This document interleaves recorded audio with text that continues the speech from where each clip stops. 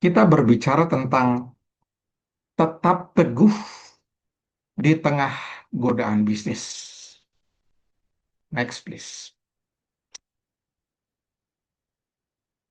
Dunia bisnis sangat berguna di dunia ini bagi setiap orang, keluarga, dunia, sebab dunia bisnis itu mengusahakan kesejahteraan bagi masyarakat. Sejak kecil saya SD sudah diajari berdagang oleh ibu saya. SD sering bolak-balik ke pasar pagi, jual beli saya eh, permen, kue, cookies, dan sebagainya. SMP saya juga membantu ayah saya berdagang minyak di Kebayoran Baru, sehingga sekolahnya siang, pagi ketemu dengan tukang-tukang minyak, dan siang, sore, siangnya saya sekolah di SMP 13 Filial. SMA juga kami berdagang, di rumah ada penjualan retailer, punya sales skill dan salesman. Hanya ketika waktu saya mahasiswa, saya tidak berdagang, tapi puji Tuhan bisa bekerja dan sekolah, juga mendapat kesempatan untuk sekolah bisnis di Australia, di Melbourne Business School. Dan sejak itu saya menekuni pekerjaan yang berhubungan dengan bisnis, terutama bisnis tenaga listrik. Ditunjuk untuk menangani transaksi pembelian tenaga listrik yang sampai nilainya miliar, bahkan sampai ada yang triliun. Sampai terakhir menyelesaikan pekerjaan dalam bisnis kelistrikan. Sekarang pun masih ada di dalam eh, bisnis listrik, dalam hal ini adalah sebagai konsultan freelance. Nah, dalam dunia bisnis, saya mengalami banyak sekali godaan yang dapat menggoncangkan iman seseorang. Bahkan meruntuhkan kesetiaannya kepada Tuhan. Bulan lalu, saya baru bertemu dengan teman lama yang sudah lama tidak ketemu. Dia adalah mantan dirut dari perusahaan yang besar. Dan dia bertemu saya, langsung memeluk saya dengan erat dan berbisik di telinga saya. Dia mengatakan, saya menyesal sekali. Dia bilang, dalam pengalaman hidup. Karena dia tergoda untuk sesuatu dalam bisnis itu, dan membuat sampai hari ini dia tidak tenang hidup karena kasusnya masih diutak-utik terus. Saya bilang sama dia,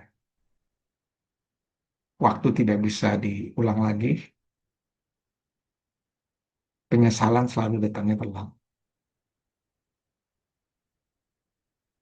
Ada banyak godaan soal keserakahan dalam dunia bisnis, orang yang nggak puas-puasnya. Orang yang pengen kaya itu seperti orang minum air laut. Makin diminum, makin haus. Dan terus tidak ada batasnya. Ada banyak orang kompromi terhadap kebenaran dalam berbisnis, memanipulasi data, menyatakan hal yang tidak benar, bahkan rayuan-rayuan seks. Saya mengalami banyak sekali dalam dunia bisnis itu, dekat dengan hal-hal yang menyerempet-nyerempet seperti itu. Pertanyaannya adalah, kenapa godaan-godaan tersebut bisa terjadi dalam dunia bisnis khususnya, ya, yang sangat besar dan dahsyat terjadi. Siapa mastermind-nya? Kenapa targetnya? Kalau kita bisa mengerti hal ini, kita akan bisa menghadapinya, bisa bertahan terhadap godaan-godaan itu, dan iman kita bisa tetap teguh, tidak menyesal setelah menjalani bisnis sampai masa tua, dan tetap setia kepada Tuhan Yesus sebagai juru selamat dan Tuhan. Next. Lanjut. Nah, firman Allah dalam Yakobus 1 ayat 12 mengatakan demikian. Berbahagialah orang yang bertahan dalam pencobaan. Sebab apabila ia sudah tahan uji, ia akan menerima mahkota kehidupan yang dijanjikan Allah kepada orang yang mengasihi Dia. Firman ini jelas mengatakan bahwa berbahagia atau orang itu diberkati kalau dia itu bertahan dalam pencobaan. Jangan kita bingung, merasa bingung atau aneh kalau kita sebagai orang Kristen menghadapi banyak pencobaan di dunia ini, godaan di dunia, termasuk dalam dunia bisnis. Jangan merasa aneh, karena memang Alkitab menyatakannya. Kalau kita baca firman Tuhan dari kitab Kejadian, awalnya Tuhan menciptakan alam semesta dan manusia untuk mengembangkan peradaban di dunia, termasuk kesejahteraan manusia. Adam dan Hawa ditaruh di Taman Eden untuk mengusahakan dan memelihara taman untuk kesejahteraannya. Tetapi dosa adalah pemberontakan manusia terhadap Tuhan, membuat orang bekerja di dunia ini menjadi sulit. Banyak tantangan dan godaannya. Iblis bekerja terus untuk untuk bisa membuat manusia itu hidup dalam dosa. Puji Tuhan, Yesus Kristus diutus ke dunia untuk membuat kita percaya Dia sebagai juru selamat dan Tuhan. Injil yang menyelamatkan bukan hanya kita manusia, tetapi Injil yang memulihkan dunia yang rusak karena dirusak oleh dosa. Dan kita akan melihat pada akhirnya bahwa seperti firman Tuhan, Yesus akan datang kelak memulihkan semuanya. Inilah meta narasi Alkitab. Adanya penciptaan, kejatuhan manusia, Injil di dalam Yesus Kristus membarui, dan pada akhirnya adanya penyempurnaan segala yang Tuhan ciptakan kembali. Nah, ketika kita melakukan kegiatan bisnis di dunia, iblis tidak tinggal diam dan iblis beroperasi terus dan diberikan kesempatan sampai akhir zaman, dan dia memakai setiap godaan dengan godaan-godaan iman terhadap terutama orang Kristen, supaya orang Kristen goyah akan imannya. Semua orang pasti mengalami godaan, tapi kalau orang Kristen yang sudah diselamatkan dibuat menjadi supaya goyah, ya, imannya goyah oleh karena godaan-godaan. Tapi puji Tuhan, sebagai orang Kristen kita bersyukur ketika kita bertahan di dalam pencobaan itu, Allah menggunakan perkara itu, kesempatan itu untuk menguji iman kita. Supaya iman kita sebagai orang Kristen bisa teruji oleh godaan, oleh pencobaan, dan bahkan bisa bertumbuh dan akan teruji, bertumbuh terus, dan semakin teguh di dalam imannya. Saya punya pohon mangga di halaman yang saya tanam dari kecil, dari bijinya.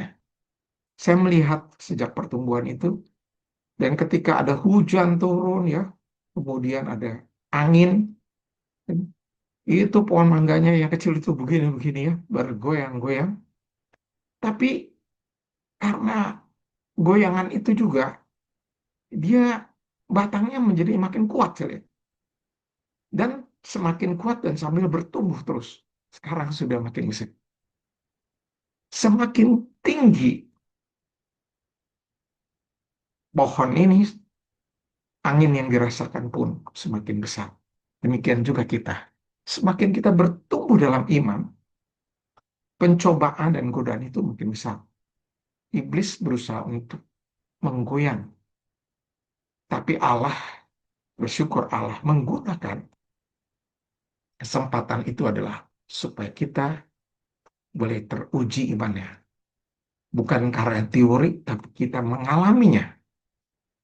Allah menggunakan setiap tantangan godaan yang kita alami di dalam dunia bisnis itu supaya menguji iman kita.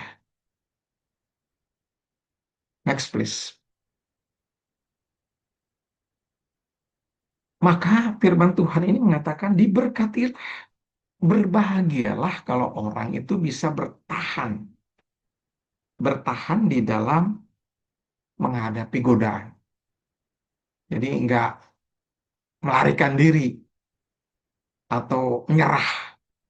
Tapi dia bertahan mengerti bahwa, oh ini pencobaan datang. Godaan buat saya. Dan kalau dia tetap bisa bertahan dan tidak menjadi goncang, ya, mungkin awalnya bisa goyang, goncang, tetapi kembali ke titik dia bisa menjaga keseimbangannya. Dan ini menjadi kesempatan untuk imannya teruji dan makin kuat. Saya ingat pernah belajar bela diri dari mulai ban putih ya di Senayan. Kalau mau naik, kenaikan tingkat ada ujiannya. Bukan hanya jurus-jurusnya atau teorinya, tetapi betul-betul dicoba. Kalau diserang dari kiri, dari kanan, bagaimana respon saya? Dan itu adalah ujian untuk kenaikan ban atau tingkatnya. Demikian juga seorang ahli sejarah dalam bukunya, Toynbee mengatakan, justru karena ada tantangan, peradaban manusia itu maju terus. Adanya perang, adanya eh, krisis, adanya penyakit yang ada di dunia, semua yang menimpa peradaban manusia itu belajar untuk mengatasinya, mengujinya, dan terus akhirnya malah bisa makin berkembang. Sampai sekarang bahkan sampai teknologinya sampai menjadi teknologi digital, sampai tinggi ini karena peradaban manusia sudah menghadapi berbagai macam cobaan dan tantangan. Dia mengatakan justru karena ada tantangan, godaan itu, pencobaan itu, manusia bisa maju. Manusia bisa berkembang terus. Juga dalam iman. Ketika kita menghadapi godaan dan bertahan, kita akan diberkati, dikatakan berbahagialah kalau kita itu tahan dalam pencobaan.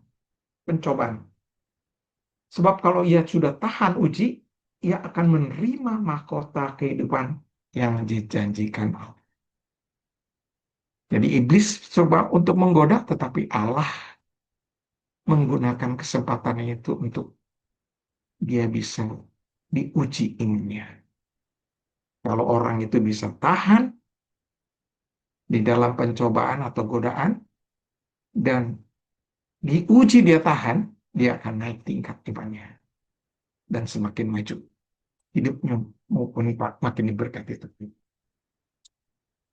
Bukan hanya ketika waktu dia di dunia ini, tapi kelak di sorga. Firman Tuhan katakan, orang Kristen akan yang sudah teruji imannya dan setia kepada Allah sampai akhir, dia akan menerima mahkota kehidupan. Haleluya, puji Tuhan. Paulus mengatakan, aku telah mengakhiri pertandingan yang baik. Sampai garis akhir, dia sebagai pembuat tenda dan sambil pelayanan. Tent maker servant. Tent maker missionary. Dia bekerja, dia bisa membuat tenda, menjual tenda. Tapi dia juga melayani. sampai akhir hidupnya dia setia. Berbagai macam pencobaan, tantangan, godaan dia alami. Kapal karam dan godaan segala macam ada di dalam dia. Dia mengatakan, aku sudah mengakhiri pertandingan sampai akhir dengan baik. Dan dia katakan, aku akan menerima mahkota kehidupan. Dan akan juga diterima oleh orang-orang yang setia sampai akhir. Kalau saudara dan saya setia sampai akhir kepada Allah, teruji imannya dengan berbagai macam godaan dan percobaan. Kita pun akan menerima mahkota kehidupan yang dijanjikan Allah. Puji Tuhan. Bukan hanya di dunia ini saja, diberkati Tuhan. Diuji imannya dan makin tinggi imannya, makin naik, makin maju, dan hidupnya makin berkati. Tapi kelak akan menerima mahkota kehidupan. Next. Dan bagaimana kita menerapkannya dalam kehidupan bisnis kita setiap hari? Saya sampai hari ini masih doing business di dalam bisnis energi atau tenaga listrik yang sejak dulu saya geluti. Setiap orang berbisnis pada hakikatnya harus waspada. Waspada akan datangnya godaan. Tidak ada orang yang bisa kebal akan godaan. Pasti akan datang godaan itu. Maka kita harus siap untuk menghadapinya supaya bisa bertahan dan tidak lari dari keadaan itu atau tidak cepat-cepat menyerah. Tetapi kita menghadapinya, bisa stay, mengerti, menghadapinya, dan agar tetap teguh di dalam iman kita. Bahkan melalui berbagai-bagai macam godaan ini kita bisa maju iman kita. Justru membuat kita menjadi semakin dewasa. Kehidupan Kristen itu bisa dibuat ilustrasi sebagai kehidupan Kristen ada di dalam rohani. Rasul Paulus mengatakan itu di dalam Efesus pasal 6. Pada akhirnya dikatakan bahwa supaya kamu kuat di dalam kuat kuasa Allah. Karena kamu menghadapi di dunia ini dengan rohani. Di tengah kita menghadapi, melakukan bisnis itu terjadi peperangan. Bukan hanya perang militer, bukan hanya perang dagang yang terjadi, tapi perang rohani yang tidak kelihatan, tapi nyata mempengaruhi dunia bisnis. Ada teladan dari Alkitab yang menjadi contoh yang sangat baik yang saya pelajari. Nehemia bekerja membangun tembok Yerusalem yang runtuh. Orang-orang yang bekerja sama dengan dia diminta untuk satu tangan menggunakan alat kerja untuk membangun tembok Yerusalem. Tapi satu tangan yang lain diminta untuk pegang senjata karena anytime, kapanpun musuh datang menyerang. Jadi perhatikan, ketika orang mengerjakan pekerjaannya, dia harus sadar, siap menghadapi pencobaan. Karena dia membangun sesuatu, membangun bisnis, membangun sesuatu usaha, bukan di dalam keadaan yang aman-aman saja. Tetapi di dalam keadaan yang tidak aman, adanya peperangan rohani yang tidak kelihatan, tapi nyata di dalam kehidupan. Maka dia harus tetap waspada, pegang senjata rohani. di samping alat kerja yang dipakai untuk bekerja dalam pekerjaan, dalam bisnis, dalam usahanya. Ada banyak contoh orang di Indonesia ini jatuh ke dalam korupsi. Godaan untuk korupsi dari mulai hal kecil sampai besar, dari mulai orang yang jabatannya tinggi sampai ke jabatan yang rendah, mau orang negeri atau swasta, sama saja dan suap menyuap paling parah terjadi di Indonesia ini dibandingkan dengan di seluruh dunia. Godaan untuk korupsi itu sangat besar. Saya mengalami susah sekali, tidak mudah, saudara. Sejak saya masuk bekerja dan sudah selalu dikasih umpan untuk uang.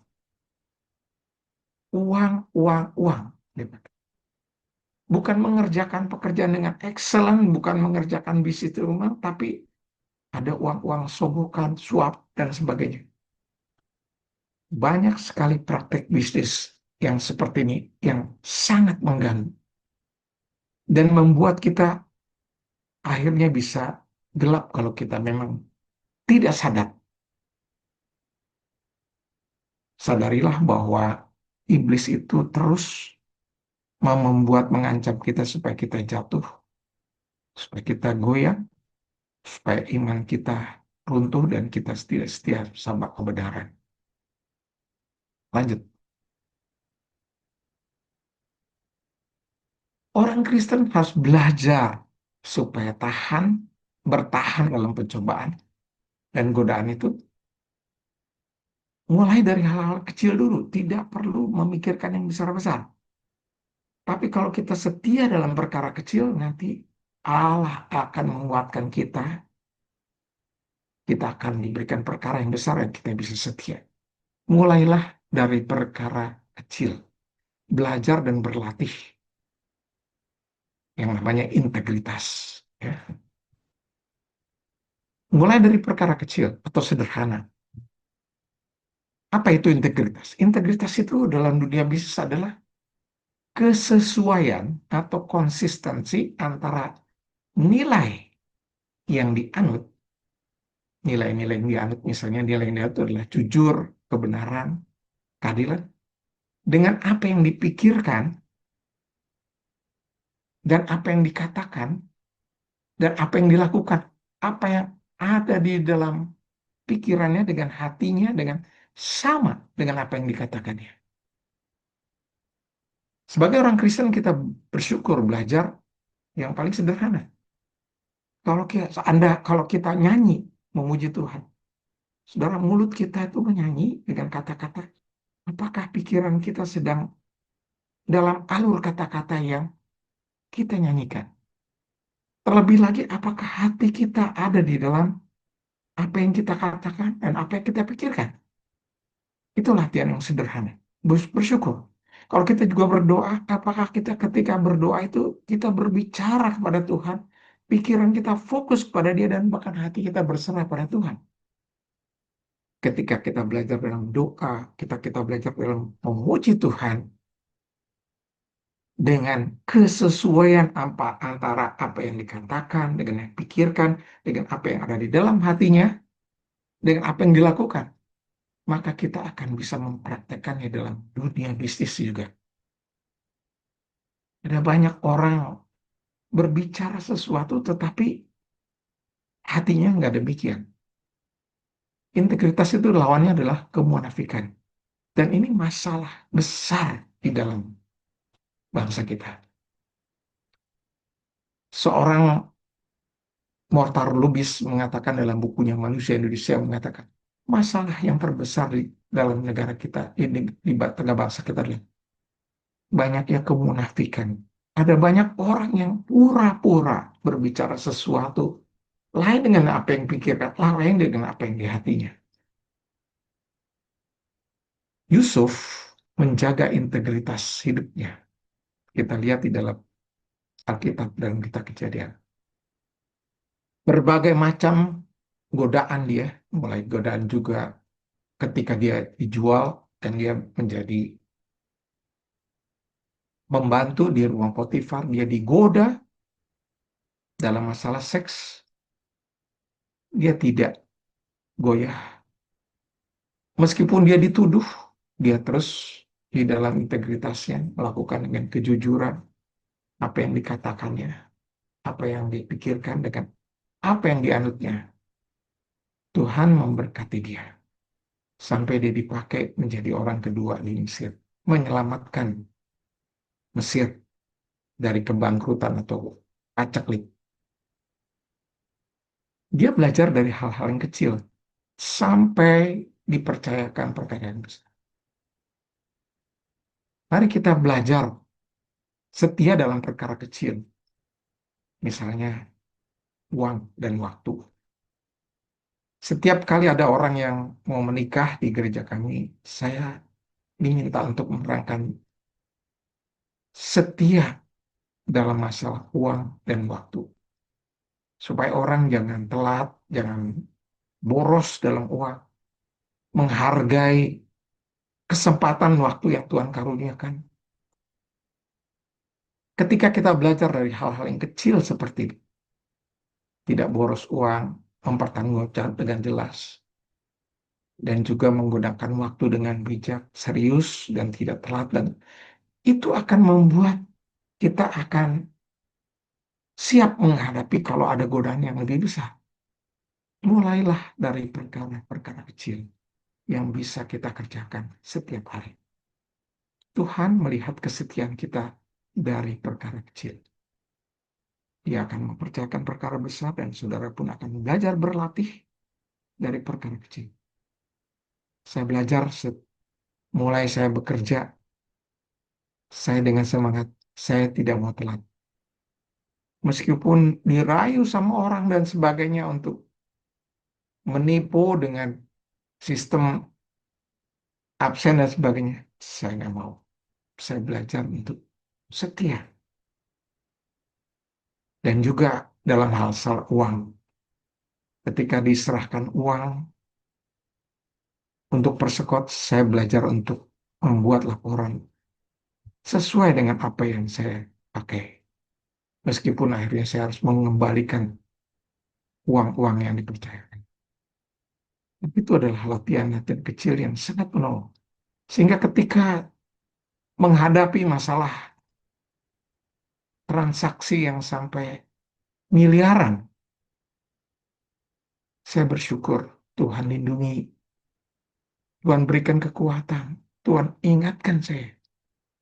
Sehingga ketika sudah pensiun dan sudah senior seperti sekarang, sudah hampir 70 tahun, saya bersyukur tidak menyesal seperti teman saya yang dirut, ya, yang sudah senior dan menyesal hidup.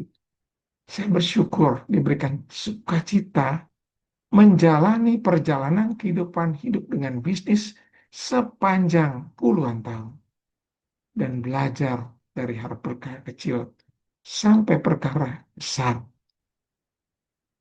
untuk bertahan terhadap berbagai macam godaan dan mau diuji oleh Tuhan. Bersyukur di masa tua, mengucap syukur, diberkati meskipun tidak jadi orang yang kaya raya. Next, lanjut. Pergunakan senjata-senjata rohani ketika kita bekerja, ketika kita berbisnis, seperti firman Tuhan dan doa. Firman Tuhan dan doa bukan hanya kita ucapkan dan kita gunakan, kita lakukan ketika ada di dalam gereja atau persekutuan seperti sekarang. Tetapi ketika kita masuk di dalam dunia bisnis, ingat akan firman Tuhan. Makanya perlu sekali kita menghafal firman itu. Ya, ketika dicobai oleh iblis, Yesus mengatakan, firman Tuhan mengatakan. Itu senjata yang paling ampuh. Hingga kalau saudara juga, saya juga dirayu sesuatu. Saya pernah dirayu untuk soal mau dikasih uang untuk jumlah yang besar, ya. Saya diingatkan sama Tuhan. Cari dulu kerajaan Allah dan kebenarannya. Maka semua akan ditambahkan. Kamu jangan mau cari uang dulu, tapi carilah kebenaran.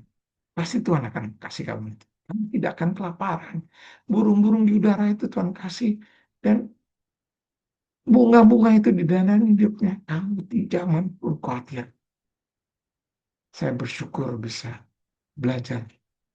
Diingatkan firman Tuhan. Firman Tuhan itu senjata. Ya, pedang roh dikatakan oleh Rasul Paulus dalam Efesus. Dan pakai pedang itu ketika saudara di pencobaan. Pakai pedang itu. Seperti halnya Tuhan Yesus juga pakai pedang itu untuk menampik segala hal yang bisa menggoda dia, menjatuhkan dia. Dan doa adalah bukti bahwa saudara dan saya tidak kuat menghadapinya sendiri. Bertahan, bertahan, tapi harus minta kekuatan dari Tuhan supaya kuat menghadapi hantaman-hantaman godaan. Mana tahan kalau saya sebagai pejabat dulu seringkali diumpan-umpan dengan hal-hal seks dengan orang-orang yang diumpan sengaja kepada saya. Secara manusia saya nggak tahan. Tapi saya ngerti Tuhan, aku nggak kuat Tuhan. Doa itu menyatakan kita bergantung pada kuasa Tuhan. Nggak akan mampu menghadapinya sendiri. Karena kuasa daripada setan atau iblis itu yang. Tapi kalau kita dengan kuasa Allah, kita bisa mengatasi kuasa iblis itu. Kalau dengan diri sendiri, kita tidak akan mampu menghadapi kuasa iblis itu. Saya punya teman senior di Australia ketika saya ke sekolah bisnis di Australia. Dia mempunyai percetakan di Australia yang sangat terkenal, yang maju. Dia selalu berdoa dan melihat janji Tuhan dalam firman Tuhan. Setiap kali dia mau mengambil keputusan dalam bisnisnya. Sehingga Tuhan memberkati bisnisnya dia. Saya tahu dia bukan jadi orang yang duniawi. Dia running bisnisnya, perusahaannya, percetakan itu. Dia selalu ajak istrinya, anak buahnya berdoa. Dan ingat akan janji-janji Tuhan. Karena dia tahu bahwa mudah sekali dia dijatuhkan oleh berbagai godaan. Yang membuat dia misalnya mau ngambil untung yang berkelebihan. Yang dengan serakah atau mengikuti tender dengan curang, fraud dan sebagainya. Dia tidak mau. Dia tetap menjaga kualitas. Dia bekerja dengan efisiensi yang baik. Dan saya lihat perusahaannya berkembang dengan baik. Dan imannya sampai hari ini saya lihat teguh. Tetap teguh. Meskipun ada banyak sekali kejadian ketika terjadi COVID, terjadi krisis di dunia. Bantingan-bantingan itu banyak, tetapi dia tetap teguh di dalam itu. Puji Tuhan, saya melihat ada orang bisnismen, usahawan yang selalu berdoa dan membaca firman Tuhan, mengingat janji Tuhan setiap kali mau mengambil keputusan dalam bisnisnya yang penting. Mari berjuang dalam iman di dunia bisnis bersama saudara-saudara seiman. Jangan kita mau berjuang sendiri. Bersyukurlah ada persekutuan seperti PDPK ini. Saya sudah lama dari dulu mendengar ini dan bersyukur sekali saya sering ceritain. Ada banyak orang Kristen yang setia dalam persekutuan, berjuang bersama-sama dalam dunia, tidak sendirian. Karena memang Tuhan memanggil orang percaya supaya dia bersama-sama, dia kuat. Kalau dia sendiri, kata Tuhan, di pengkhotbah dia nggak akan kuat. Tapi bersyukurlah kalau orang berdua dan tagih di 3 lembar tidak mudah diputuskan, kata pengkhotbah. Maka kita juga jangan berjuang sendirian. Saya punya KTB, kelompok tumbuh bersama profesional, dari dulu sampai hari ini. Sekarang orang-orang itu sudah pada posisi-posisi di swasta dan di pegawai negeri yang menengah. Tapi kelompok ini saya terus mentoring, baik yang pria semua maupun yang wanita semua. Mereka harus didampingi. Mereka bersama-sama berjuang dan sering sharing. Nanti Sabtu ini, minggu ini juga ada kami lagi. Setiap bulan terus kami belajar bersama, menggumulinya, sharing, mendoakannya, tidak sendiri. Mari saudara berjuang dalam dunia bisnis itu bersama saudara seiman. Saya bersyukur sejak dari dulu punya saudara-saudara seiman yang bersama-sama berjuang dalam bisnis supaya tahan. Dan ketika saya menghadapi godaan pencobaan, saya sharingkan ini pergumulan saya. Dan mereka mendoakan, mereka memberikan saran, mengingatkan. Coba kalau saudara sendirian, saudara mikir sendiri, setan menggoda, mudah sekali kita jatuh, mudah sekali kita goyang. Tapi kalau kita bersama-sama, kita akan bisa teguh. Next. Sebagai penutup, mari bersyukur saudara-saudara yang kekasih. Di tengah dunia yang sekarang sedang gonjang-ganjing, krisis ekonomi di seluruh dunia, saya dengar anak-anak saya yang bekerja di Inggris juga susah, di Amerika juga susah, di berbagai kawasan susah. Bisnis tidak berlangsung dengan begitu saja mudah, ada banyak gangguan. Seperti halnya di negeri kita juga. Bersyukur masih diberikan kesempatan Tuhan untuk saudara punya bisnis atau pekerjaan yang saat ini. Dunia bisnis bukan hanya untuk mengusahakan kesejahteraan dari masyarakat atau kesehatan keluarga kita, tapi juga kancah atau wadah untuk ujian iman orang Kristen agar dia tetap teguh dan semoga makin bertumbuh menjadi pribadi yang makin dewasa seperti pribadi Yesus. Waktu bekerja, waktu berbisnis di dunia ini adalah waktu yang paling banyak sebenarnya. Disitulah tempat peperangan rohani, pengujian terhadap iman kita yang nyata. Bukan di gereja, bukan di persekutuan, tapi di dunia bisnis dengan segala macam godaan dan percobaannya.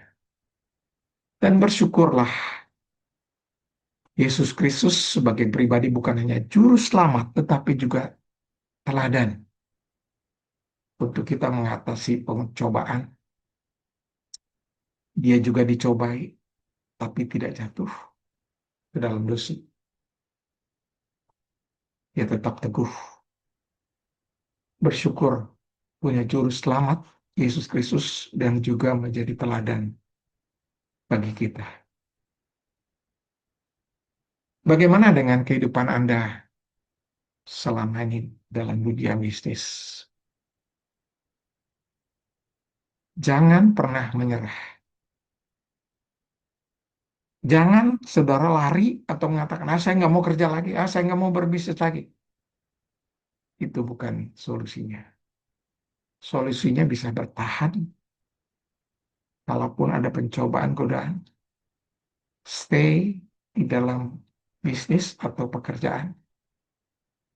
Bukan mengatakan kalau gitu, lebih baik saya jadi pendeta aja lah gitu ya, jadi misionaris ya. Mintalah pertolongan Roh Kudus. Karena Roh Kudus memang diutus untuk menolong orang percaya, saudara dan saya, memberi hikmat dan kuasa untuk menghadapi berbagai-bagai godaan, supaya saudara kuat, bertahan, dan bisa tetap teguh. Tuhan memberkati kita. Amin. Ku sembah Engkau Yesus, hanya Engkau